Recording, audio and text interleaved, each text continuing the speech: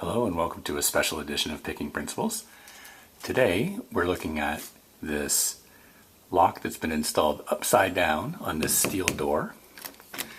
And you can see right here that it is indeed locked. There's a thumb turn on the back. If I turn it, it's unlocked. And if I turn it back, you can see the lock itself. Once again, it's locked. So we're going to try to single pin pick this today.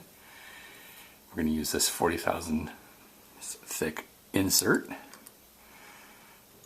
in what I guess we can call top of the keyway, even though it's upside down. We're going to try to single pin pick it with this standard hook in 25 thousandths. Let's see if we have any luck picking upside down.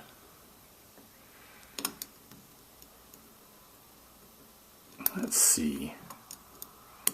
Nothing on 1, 2, 3, little click out of 4, and nothing on 5. Let's go back to the beginning.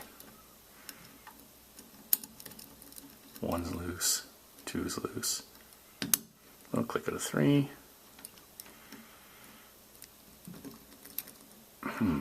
There's a click out of 4, and we got it. So you can see that it's open. So that was pretty easy. Let's lock it up again. You see the thumb turn there. And let's try a rake attack on this while we're at it. So same insert, same location in the keyway. You can see that it's locked. And we're going to try this 5-bump wave rake. And let's see.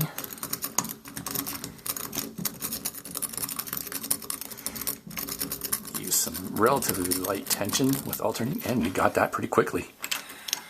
So, not a very secure lock for the steel door. Much easier to take the lock apart than, or to pick the lock than it is to break the door down.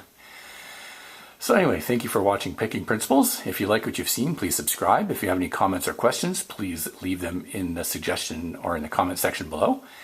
And thank you very much. Have a great day.